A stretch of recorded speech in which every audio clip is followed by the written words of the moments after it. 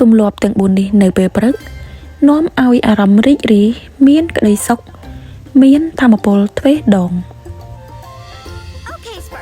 បើអ្នកមិនមានអារម្មណ៍រីករាយពេលព្រឹកទេអ្នកខាតជីវិតណាស់ព្រោះថាពេលព្រឹកជាពេលអស្ចារ្យបំផុតជួយអារម្មណ៍របស់អ្នកឲ្យរីករាយមានក្តីសុខក្នុងជីវិតដើម្បីពង្រឹងគុណភាពផ្លូវចិត្តនិងជីវិតឲ្យរីករាយអ្នកត្រូវតែធ្វើរឿងទាំង4នេះទី1មានហេតុផលដើម្បីភ្ញាក់ពីគេងដូចជាលោកម៉ាស់ពេលព្រឹកឡើង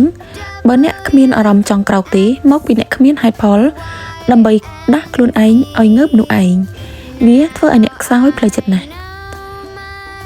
តាមលោក Elon Musk បានលើកឡើងថាបើអ្នកក្រោកពីគេងហើយអ្នកគ្មានអារម្មណ៍ថាថ្ងៃនេះវាមិនអាចនឹងធ្វើឲ្យជីវិតរបស់អ្នកកាន់តែប្រសើរទេជីវិតរបស់អ្នកនឹងមិនរីកចម្រើននោះទេអ្នកត្រូវមានហេតុផលក្រោកពីគេងដើម្បីធ្វើឲ្យជីវិតរបស់អ្នកកាន់តែចង់រស់នៅតើអ្នករស់នៅដើម្បីអ្វីតើអ្វីដែលជំរុញឲ្យអ្នកធ្វើវាអ្នកចង់មានអ្វីនៅពេលអនាគត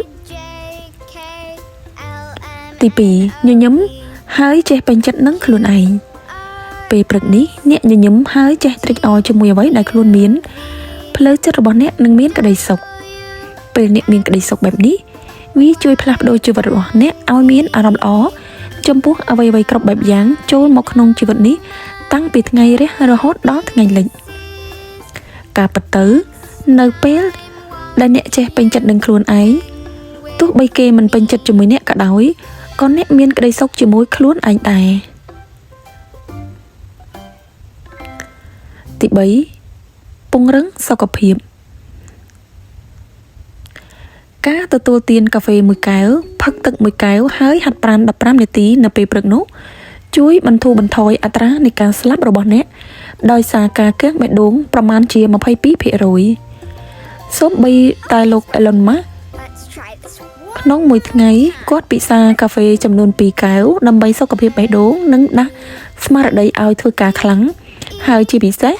គាត់រីករាយជាមួយការងារពេលព្រឹកណាស់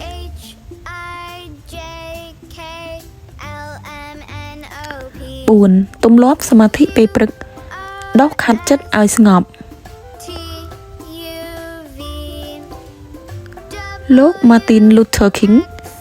ជាបុគ្គលអស្ចារ្យដែលប្រជាជនអាមេរិកគោរពគាត់ណាស់គាត់និយាយថាខ្ញុំមានកិច្ចការត្រូវធ្វើច្រើនណាស់